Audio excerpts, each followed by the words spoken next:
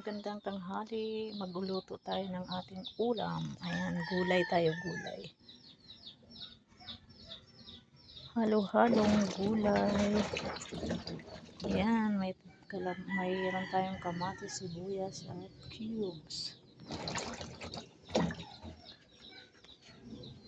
Tayo ay dali lang. Ayan, konting mantika lang tayo, guys.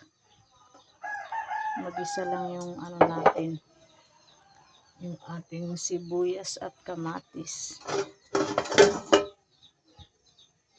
Pag ako nagluluto, konti lang talaga yung mantikang nilalagay ko.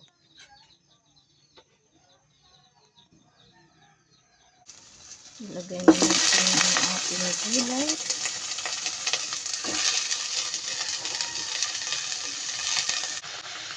Lagyan natin konting tubig para maluto siya. Kunti lang. Yan.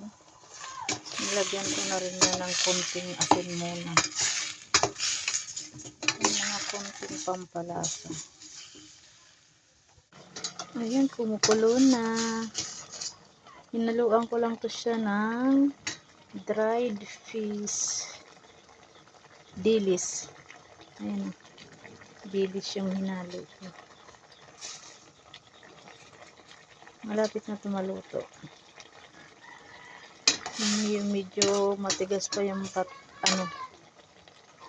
dito. Yung kanyang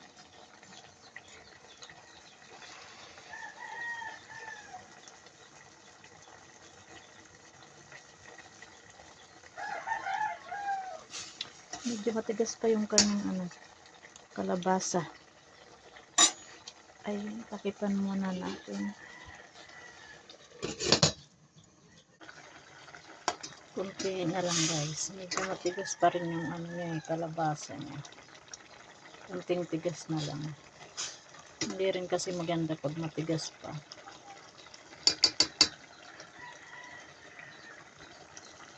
Madami pa naman siyang sabaw. Kakunti-kuntiin natin yung sabaw. Tingnan na natin, guys, kung luto na to. Ayan, luto na siya.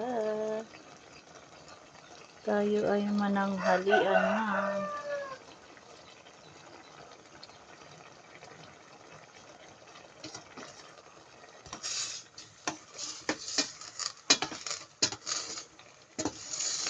Kami lang naman dalawa ng asawa kong kakain ito. Dalawa lang kami dito, wala yung dalawang anak ko. Ayan guys, luto na to. Tara, tanghalian na tayo. Thanks for watching.